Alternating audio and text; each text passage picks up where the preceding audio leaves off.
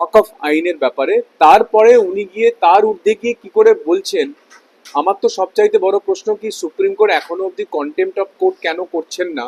কারণ একটা বাংলার মুখ্যমন্ত্রী, তিনি তো মুখ্যমন্ত্রী হলেও তিনি তো একজন নাগরিক এবং তিনি একজন বিধায়ক, বিধায়িকা, সংবিধানের মধ্যে পড়েন, তার আওতায় পড়েন, তার অধীনে পড়েন, তিনি সংবিধানের ওপরে তো নন। তিনি একদম হাসতে হাসতে খেলতে খেলতে বলে যাচ্ছেন যে আরে আমি চাকরি করিয়ে দেবো, কোনো অসুবিধা নেই, তোমরা মাইনে পাবে, তোমরা চিন্তা করো না, আমি সুপ্রিম কোর্টে যা বোঝায় বুঝে নেবো। এই বলার সাহস কি করে পান ভারতবর্ষের মতো একটা দেশের একজন নাগরিক এবং ভারতবর্ষের মধ্যে একজন থেকে যিনি ভারতবর্ষের সংবিধানের মধ্যে পড়েন, এই সাহসটা উনি পাচ্ছেন কি করে, এটা সবচাইতে বড় আমার মনের মধ্যে প্রশ্ন। আর ওয়াকফ আইন নিয়ে যেভাবে সারা পশ্চিমবঙ্গের মধ্যে যে সন্ত্রাস আমরা দেখছি, সেই সন্ত্রাসের পিছনে কিন্তু পুরোপুরি মদত দিচ্ছেন এই মুখ্যমন্ত্রী মমতা বন্দ্যোপাধ্যায়। কারণ তিনি একজন পুলিশ মন্ত্রী, তিনি হোম মিনিস্টার, তিনি পুলিশ মিনিস্টার এবং তিনি চিফ মিনিস্টার। তার পুলিশ দাঁড়িয়ে দাঁড়িয়ে দেখছে যে বিডিও অফিস ভাঙচুর হচ্ছে, তার পুলিশরা দাঁড়িয়ে দাঁড়িয়ে দেখছেন যে রেল লাইন উখড়ে ফেলা হচ্ছে, তার পুলিশরা দাঁড়িয়ে দাঁড়িয়ে দেখছেন যে শামশেরগঞ্জের মা বোনেদের, তাদের গরিব মা বোনেদের রুটি তরকারির দোকান ভেঙে চুরমার করে ফেলে দেওয়া হচ্ছে। তার পুলিশরা নওদা থেকে শুরু করে, শামশেরগঞ্জ থেকে শুরু করে, মালদা, শিলিগুড়ি থেকে শুরু করে, বনগাঁ, বারাসাত, হাওড়া, শিবপুর, ধুলোশিমলে, আমতা, উলুবেড়িয়া বিভিন্ন জায়গায় সন্ত্রাস চালাচ্ছে। অতএব তার মদত না থাকলে এই সন্ত্রাস কখনো চলতো না। অতএব আমি বাংলার মানুষ তাকে অলরেডি চোর মমতা বলে। আমার মনে হয়েছে এই ঘটনার পরে তিনি একজন জিহাদি মমতা, এবং পশ্চিমবঙ্গের এই পুরো জিহাদের পিছনে সবচাইতে বড় হাত হলো ওনার। এবং উনি চুপচাপ বসে আছেন, দেখছেন যে পুরো পশ্চিমবঙ্গ আগুন জ্বলুক, পশ্চিমবঙ্গের মা বোনেদের রক্ত বন্যা বয়ে যাক। তারপরে ঠিক সময়ে এসে উনি আবার একটা ভিকটিম কার্ড, একটা সেন্টিমেন্টের কার্ড খেলবেন, এবং ঠিক ভোটের আগে খেলবেন যাতে ভোটটা ওনার দিকে যায়।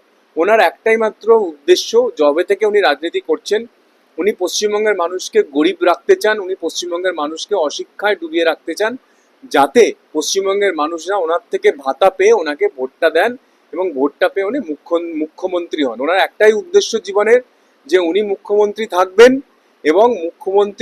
এবং ওনার পরিবার, তাদেরকে উনি রক্ষা করবেন। তার জন্য পশ্চিমবঙ্গের মা বোন, পশ্চিমবঙ্গের হিন্দু মুসলিম সবাইকে জলাঞ্জলি দিতে প্রস্তুত আছে। আমরা তো মুসলিম ইসলাম ধর্মের বিরোধী নই, আমার প্রচুর মুসলিম বন্ধু আছে, আমার এখনো হৃদয়ের বন্ধু যদি থাকে তারা আমার সঙ্গে মুসলিম বন্ধু, কিন্তু তারা রাষ্ট্রবাদী মুসলিম। তারা এই যে ইসলাম পরিপন্থী যারা মানুষরা রাস্তায় নেমে রেল লাইন উখড়ে ফেলে, যারা বাস জ্বালিয়ে দেয়, যারা গরিব মা বোনেদের দোকান ভাঙচুর করে, সেই মুসলিমরা কিন্তু এই মুসলিমদেরকে সাপোর্ট করেন না।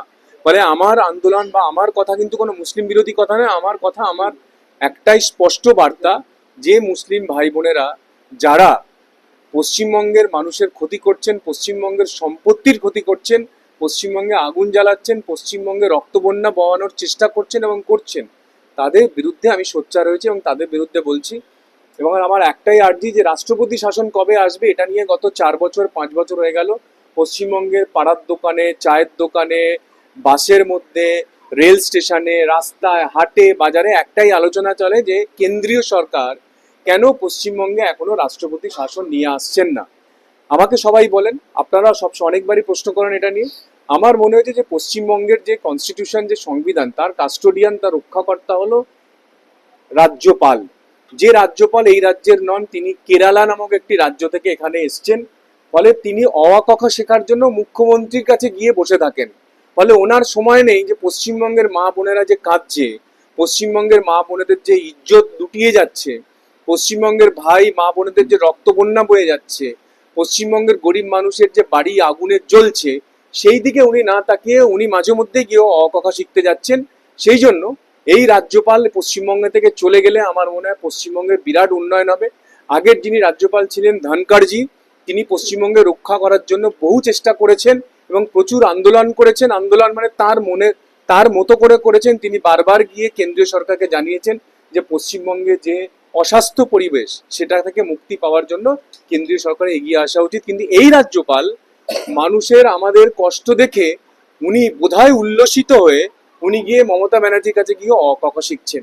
সেই জন্য যদি পশ্চিমবঙ্গের শান্তি ফিরিয়ে আনতে হয়, এই গভর্নরকে হয় পরিবর্তন করা উচিত, নাহলে এই গভর্নরের ঘুম থেকে জেগে ওঠা উচিত।